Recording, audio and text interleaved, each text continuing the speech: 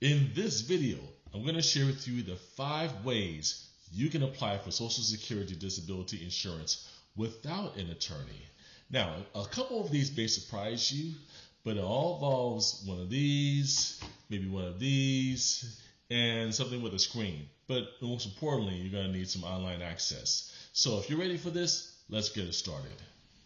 Back in the day when I was young and not a kid anymore, I was working at the Disability Determination Service in Oakland, California, and I was in the mailroom not handling the mail. As a matter of fact, I was handling mail pouches.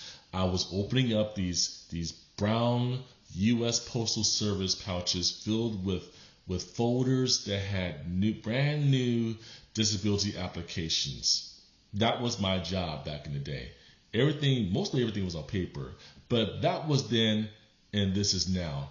Mostly everything that Social Security does is in electronic form, and the application process is no different.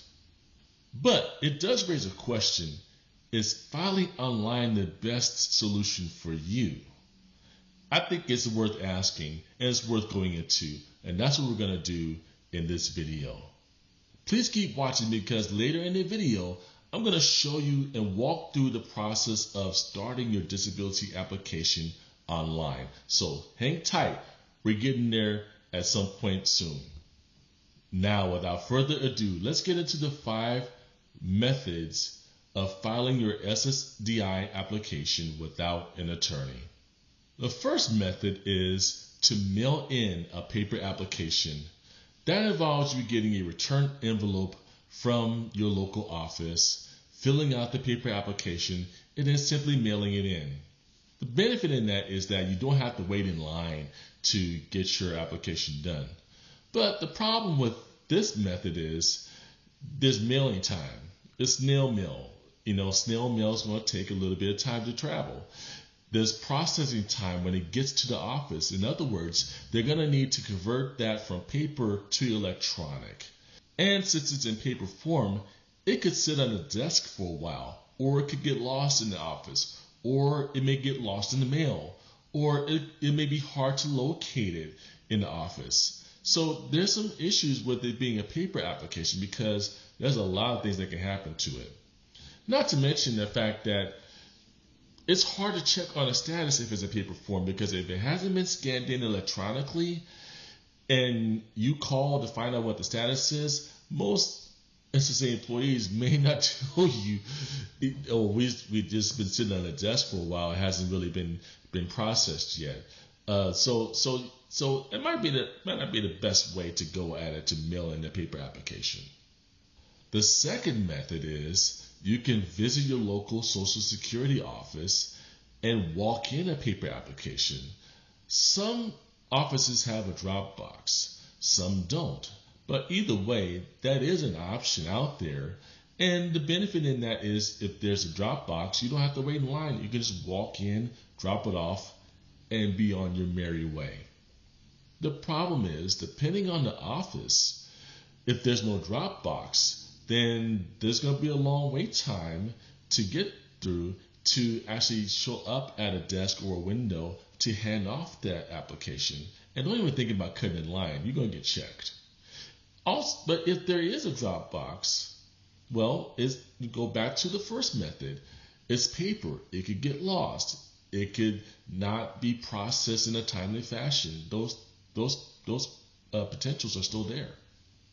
The third method is to call the National 800 number and ask for an appointment to be scheduled at your local office. Now, the benefit in that is, well, you don't have to leave home to make that phone call. And you don't have to wait in a line, and you'll have an appointment, which means that you'll be able to get through the process at the office a little bit quicker than if you just showed up.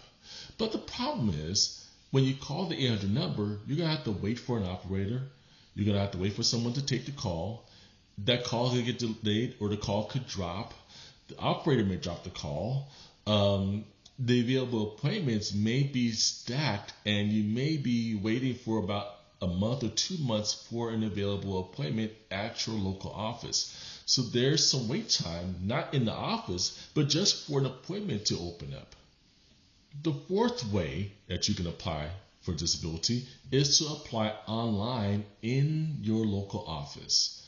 Now, a lot of offices have computer stations where you can go to a desk that has a computer that's designed to allow you to file your claim online while you're in the office. It's very convenient.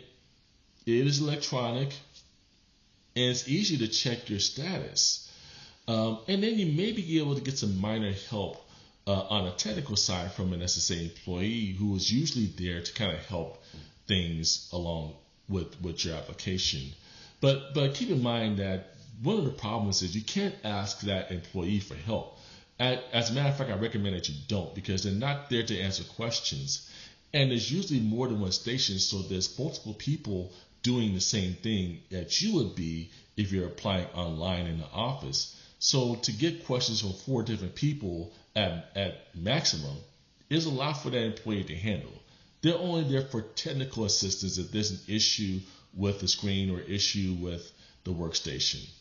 And then it's going to take you a long time to complete this application in the office. So if you're not prepared ahead of time to apply, if you don't have a paper application kind of helping you along so you can just plug and play, then it's going to take you maybe 2-3 hours just trying to pull things out the blue off the top of your head to fill out this application. The fifth method is to apply online at home. It's convenient, it's electronic, it'd be easy to check your status, and you don't have to leave. You can do it on the couch, you can do it in the bed, you can do it at the dining room table, at the kitchen table, wherever you want to do it at home. You can do it someplace else if you feel comfortable doing that. But the power in that is you don't have to worry about leaving home. The problem with this still is you're not going to get any help or assistance from a Social Security employee if you get stumped on a question that you simply don't know the answer to. Or maybe you don't understand the question and you don't have that help. So that's still a downside.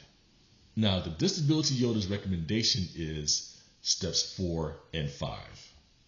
Now, if you have at least basic computer skills, filing at home is your best option, and I recommend doing that. You can get the application done by yourself, or you can have a family member or a friend come over to the house and help you navigate through the application, and you don't have to feel like you're alone in doing it.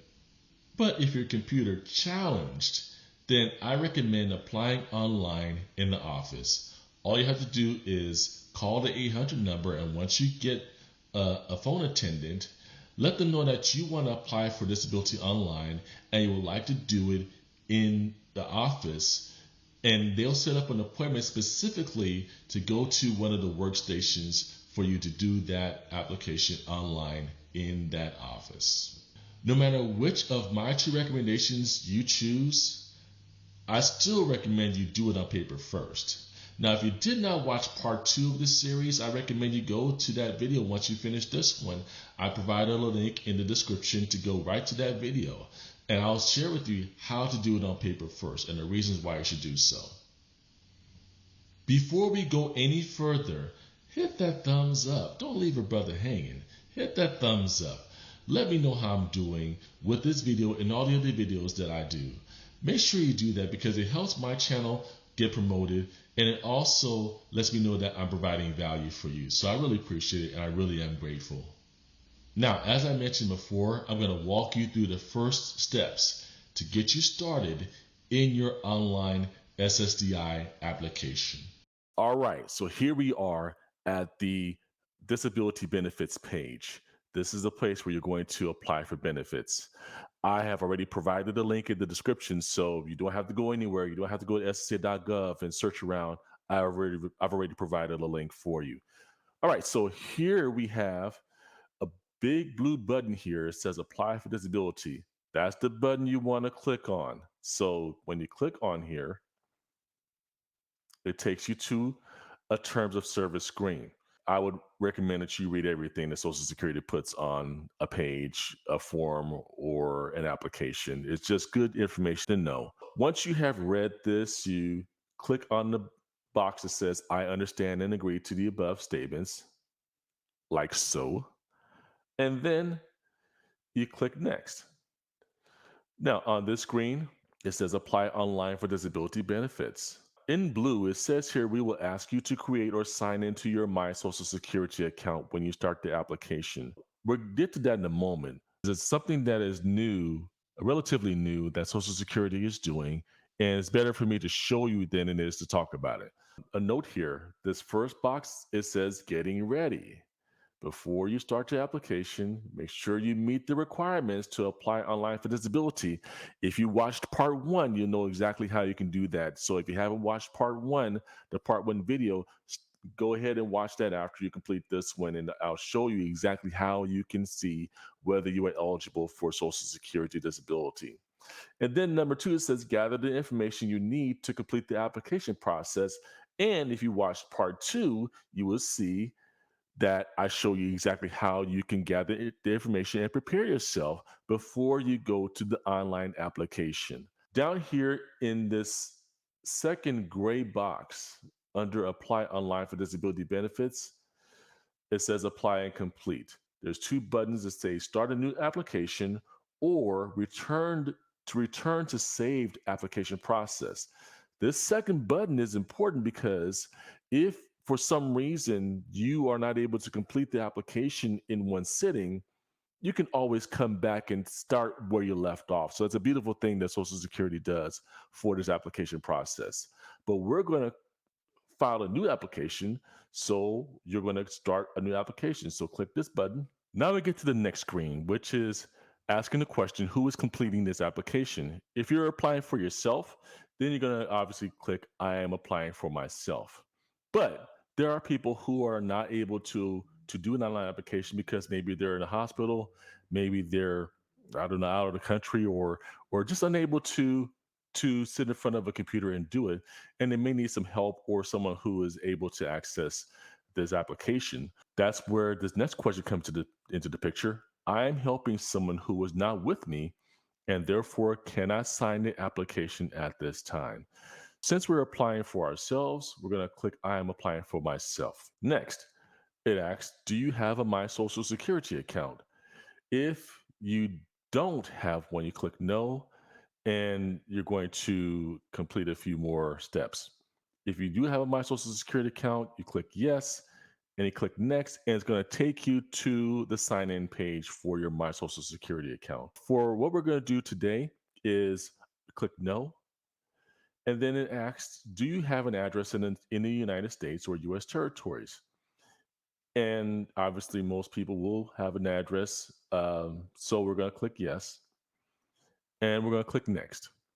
There's an important statement here. It says accounts created before September 18th, 2021 should enter a username and password. That's because Social Security has migrated to what's called login.gov. Login.gov is a great resource because what it does, it allows people who are are in the public and needing help from a government agency. There is one ID or one username and password that are going to be used for multiple agencies. So instead of having multiple usernames and passwords for Social Security and IRS and um, FEMA and Small Business Administration, instead of having all those different usernames and passwords to keep track of, you're only going to need one for every government agency that uses login.gov. So we're not going to do anything like that right now because I'm going to show you something else. So we're going to create an account since we don't have a My Social Security account yet. When you click create an account, it's going to take you right to login.gov. And this is where you're going to create an account, and you're going to likely need your ID, government issued ID, your driver's license, your state issued ID, a passport, something along those lines. I recommend one of those three because those are the ones that are can't miss prospects. So you create an account, and then you follow the steps to create the account, and then you'll be able to proceed forward. And we are done with step 3 of how to apply for Social Security disability without an attorney. But you don't have to stop here. There's another video, and in part 4, I talk about how you can check your application status with the local Social Security office. This is an important step because it helps you understand where you are in the process and how close you are from making that application a claim. Now, if you're here for the first time on this channel, what I do here is break down the SSDI process for people who are applying for the first time or for the first time in a long time. I keep things simple so you can understand the process, navigate it easier, and make fewer mistakes with less stress and less fear. Make sure you hit subscribe and the notification bell so you can catch all my latest videos. And I also have a lot of resources in the description ready for you so you can see how you can have me work with you in your SSDI claim. I'm Greg Brinkley, the Disability Yoda. Stay blessed.